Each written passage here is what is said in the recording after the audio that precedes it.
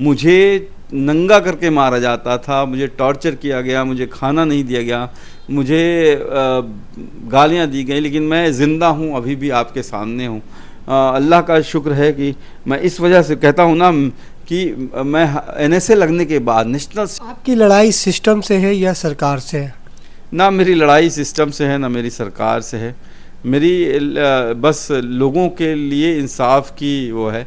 कहते हैं ना कि जिसके भी सीने में दिल होगा और जो दिल धड़कता होगा, वो किसी भी बच्चे को मरते हुए नहीं देख सकता। इस वक्त उमर खालिद, शर्जील इमाम, खालिद सैफ़ी, कई ऐसे एक्टिविस्ट जेल की सलाखों में हैं। इसलिए तो मैं अपने आप को बहुत खुशनसीब समझता हूँ, मैं अपने आप को बहुत अल्लाह का रहम मानता हूँ। मुझे जब मुंबई से उठाया गया था, उससे एक दिन पहले शर्जील इमाम को पटना से उठाया गया था, और जब मैं बाहर आया था मथुरा जेल से, कुछ दिनों बाद ही उमर खालिद को उठा लिया गया। क्या सियासत में आपकी एंट्री होगी आने वाले दिनों में, देखेंगे? पता नहीं, मुझे तो आज 7 साल हो गए, लोग यही क्वेश्चन पूछते हैं, पर मुझे लगता है पॉलिटिक्स मेरी वो रोज़ी रोटी नहीं है। मैं जब बच्चों को जो देखता हूँ, उनका इलाज करता हूँ, और जब वो ठीक हो जाते हैं, खुश हो जाते हैं, तो मैं दिल भी मेरा खुश हो जाता है। लेकिन इसके लिए क्या योगी आदित्यनाथ का आप शुक्रिया अदा करते हैं? योगी जी तो मेरे शहर के हैं, समझ लीजिए, तो मैं उनका कभी वो पॉलिटिकली, देखिए वो उनकी भी हमारी कोई दुश्मनी तो है नहीं, उनको पॉलिटिकली वो मुझे पंचिंग बैग की तरह इस्तेमाल करते हैं। जब वो मुझे मारते हैं, जब वो मुझे जेल में भेजते हैं, तो उनके वोट्स उनको मिलते हैं। तो वो तो पॉलिटिक्स है, और वो पॉलिटिकल पार्टी के वो है, हमारे चीफ मिनिस्टर है, तो उनको उससे फ़ायदा होता है। वाली है, हमारे दर्शकों से अपील है कि डॉक्टर कफील खान को सपोर्ट अगर करना है तो उनकी किताब खरीद कर उनकी आप सपोर्ट कर सकते हैं, उनकी माली मदद इस तरह आप कर सकते हैं। मैं हूं मोहम्मद तनवीर, आप देख रहे हैं द इको लाइव। इस वक्त हमारे साथ डॉक्टर कफील खान, जिन्हें जो उत्तर प्रदेश के BRD हॉस्पिटल के नाम से बहुत ही, उस घटना के बाद से ही डॉक्टर कफील खान काफ़ी चर्चे में आते हैं। इस वक्त वो पश्चिम बंगाल के दौरे पर हैं। डॉक्टर साहब, बहुत बहुत इस्तकबाल है हमारे इस द इको लाइव के चैनल में। डॉक्टर साहब, पहला ये सवाल बताएं कि आप बंगाल के दौरे पर आए हैं। इस वक्त बंगाल का कुछ डिस्ट्रिक्ट है जो बांध टूटने की वजह से काफ़ी लोग बेघर हो चुके हैं, तो उन लोगों से आपकी इस वक्त मुलाकात हुई है, आपने कैंप भी लगाया है, क्या वहाँ के हालात है इस वक्त? मैं बंगाल 3 वजह से आया था। सबसे पहले इम्पॉर्टेंट वजह थी कि आरजी कार मूवमेंट के वक्त मैं किसी वजह से यहाँ पे उन लोगों के साथ नहीं आ पाया, अपने डॉक्टर कम्युनिटी और बंगाली लोग, जो एक डॉक्टर जो कि काम अपना कर रही थी, उसको ना सिर्फ ब्रूटली टॉर्चर किया गया, रेप किया गया, मारा गया, उसके बाद चीज़ों को छिपाने की कोशिश की गई। बंगाल के लोगों ने, जब मैं जेल में था, तो बहुत मेरे लिए प्रोटेस्ट किया था, प्यार दिया था, मोहब्बत दी थी, मेरे लिए आवाज़ उठाई थी। तो मैं उन लोगों के साथ मैं शामिल होना चाहता था, इसलिए आते ही सबसे पहले मैं आरजी कार मेडिकल कॉलेज गया। दूसरी वजह ये थी कि बाढ़ आई हुई है, जैसे आपने कहा, और कल जो मिदनापुर हम डिबरा ब्लॉक में गए थे, वहाँ की हालत देख के बहुत दुख हुआ। जिस प्राइमरी स्कूल में मेरा कैंप था, मेडिकल कैंप, वहाँ पे एक हॉल में 86 लोग, 86 पीपल रह रहे थे, और मुझे अपने जेल के उस हॉल की याद आ गई। क्योंकि जब बाढ़ का पानी जब कम हो जाता है, तो वो बहुत सी बीमारियां लेके आता है। डेंगू हुआ, मलेरिया हुआ, डायरिया हुआ, दस्त हुआ, इसके अलावा जो है वो स्किन डिजीज़ेस, आँख की डिजीज़ेस, ईयर डिस्चार्ज। तो हम लोग कैंप करने गए थे, लेकिन लोगों ने बताया कि उनके पूरे सामान जो है वो बाढ़ में ख़त्म हो गए हैं। तो मेरा अपना मानना है कि सरकार से, जो सरकार के डिज़ास्टर रिलीफ फ़ंड होता है और सेंट्रल गवर्नमेंट का डिज़ास्टर रिलीफ फ़ंड होता है, उससे उनको मदद मिलनी चाहिए। तीसरा मेरी आने की वजह थी कि मैंने जो लास्ट टाइम आया था पश्चिम बंगाल 2 साल पहले, तो अपनी एक बुक लिखी है मैंने, द गोरखपुर हॉस्पिटल ट्रेजिडी, जो कि जो 2017 के BRD मेडिकल कॉलेज के इंसिडेंट की बात कर रहे हैं, जिसमें 63 बच्चों की मौत सिर्फ इसलिए हो गई थी कि सरकार ने ऑक्सीजन सप्लायर को उसके ड्यूज़ नहीं दिए थे, और उसमें बहुत बड़ा करप्शन शामिल था। तो उस बुक का मैं हमेशा से चाहता था कि एक बंगाली वर्जन आए, और सेतु प्रकाशन का मैं बहुत बहुत धन्यवाद करूँगा। आज इंटरव्यू देने से पहले शाम को 6 बजे आज ही हमारी इस बुक का रिलीज़ है, जिसको सेतु प्रकाशन ने पब्लिश किया है। ये तीसरी वजह थी मेरे आने की। आप काफ़ी चर्चित रहे हैं इस घटना के बाद। 7 साल हो गए हैं बीआरडी मेडिकल कॉलेज के घटने को। 7 साल में क्या बदलाव आया? कई बार आप जेल जाते हैं, जेल से बाहर आते हैं, फिर जेल जाते हैं। अमित शाह के बारे में टिप्पणी करने के इल्ज़ाम में आपको NSA लगा दिया जाता है आप पे। तो इन सब हालात से कफील खान और उनकी फैमिली किस तरह मुकाबला कर रही थी? मैं तो 3 बार जेल जा चुका इन 7 सालों में। 500 से ज़्यादा दिन जेल के दीवारों के पीछे रहा हूँ। नौकरी चली गई, घर छूट गया, अपने ही देश में मैं रिफ्यूजी बन के रह रहा हूँ। तो ज़िंदगी बहुत टफ़ है, ज़िंदगी टफ़ है, पर जस्टिस के लिए आपको कुछ ना कुछ कुर्बानी देनी होती है। अब 63 बच्चे, 18 एडल्ट, यानी कि आज भी 81 परिवार न्याय के लिए भटक रहे हैं। और मैं उम्मीद करता हूँ कि आरजी कार का जो मुहिम है उनके कल्प्रिटों को, उनको जो है सलाखों के पीछे भेजा जाए और लोगों को न्याय मिले।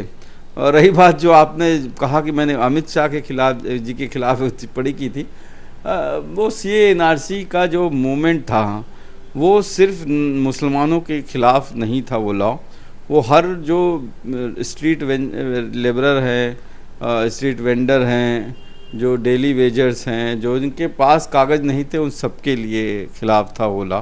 इसलिए मैंने उसके ख़िलाफ़ आवाज़ उठाई थी।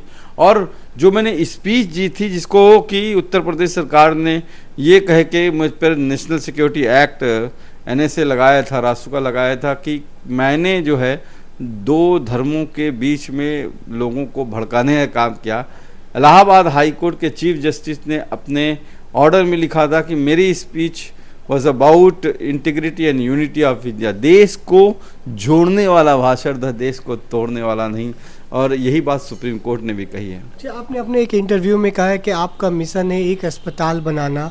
तो उस मिशन में कितने लोगों की अब तक सहायता मिल रही है आप लोगों से, और सरकार से आपकी क्या अपील होगी? देखिए, मेरा हमेशा से, जब से मैं बीआरडी ऑक्सीजन ट्रेजेडी के बाहर आया था, तो मैंने हमेशा महसूस किया कि जो बीआरडी में हुआ था, it was just a brutal face of our broken health system. अपना हेल्थ सिस्टम बहुत बुरी तरह से टूटा हुआ है। जो प्राथमिक स्वास्थ्य केंद्र होता है, जो कि रीढ़ की हड्डी माना जाता है स्वास्थ्य केंद्र की, वो बहुत बुरी तरह से शैम्बल में है। तो मेरा सपना था कि, और ख़ासकर उत्तर प्रदेश के नॉर्थ ईस्ट में, मतलब पूर्वी उत्तर प्रदेश, फिर बिहार, आसाम, वेस्ट बंगाल में इनके फ्लाइटिस, आपने सुना होगा, मस्तिष्क ज्वर की बीमारी, जो यहाँ पे नौ की बीमारी कही जाती है, उससे बहुत से बच्चे मरते हैं। तो मेरा अपना सपना था कि बिहार और यूपी के बॉर्डर में एक 500 बेड का अपना हॉस्पिटल कराएं, चैरिटी का, जहाँ से वहाँ पे हर किसी जाति धर्म के लोगों को मुफ्त में इलाज हो सके। हालांकि अभी तक वो ज़मीन पे आ नहीं पाया है, और वो सपना ही है। आपकी कहानी पब्लिक डोमेन पे है। आप अपने घर से बाहर निकलते हैं, दूसरे शहरों में जाते, कभी ऐसा डर महसूस होता है? क्योंकि कई ऐसे नौजवान हैं जो इस वक्त जेल में, उमर खालिद की बात की जाए या शरजील इमाम की बात की जाए।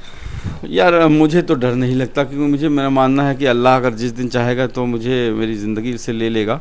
हाँ, घर वालों को ज़रूर डर लगता है, ख़ासकर मेरे बच्चे अब जो बड़े हो रहे हैं, वो टीवी पे, न्यूज़ पे देख के थोड़ा डर जाते हैं। माँ अब इतनी 8 सालों से जद्दोजहद करके हमेशा हाथ जोड़ती हैं, बस करो बेटा। तो पर अल्लाह का शुक्र है कि इन 7 सालों में जब भी मैं, चाहे बस से भी, मैं नॉर्मल बस से भी सफ़र करता हूँ, ऑटो से भी सफ़र करता हूँ, ट्रेन से भी सफ़र करता हूँ, मेट्रो से भी सफ़र करता हूँ, कभी कोई ऐसा हादसा नहीं हुआ कोई मेरे ऊपर आए और मुझे गाली दे। और हमेशा सबने गले लगा के मुझे, इर्रिस्पेक्टिव ऑफ कोई भी, चाहे मुस्लिम हो, नॉन मुस्लिम हो, चाहे कोई भी हो, दिल लग से मेरी दिले दुआएं ही करता है। आपकी लड़ाई सिस्टम से है या सरकार से है? ना मेरी लड़ाई सिस्टम से है, ना मेरी सरकार से है। मेरी बस लोगों के लिए इंसाफ की वो है। कहते हैं ना कि जिसके भी सीने में दिल होगा और जो दिल धड़कता होगा, वो किसी भी बच्चे को मरते हुए नहीं देख सकता। तो ये इंसाफ की जद्दोजहद है।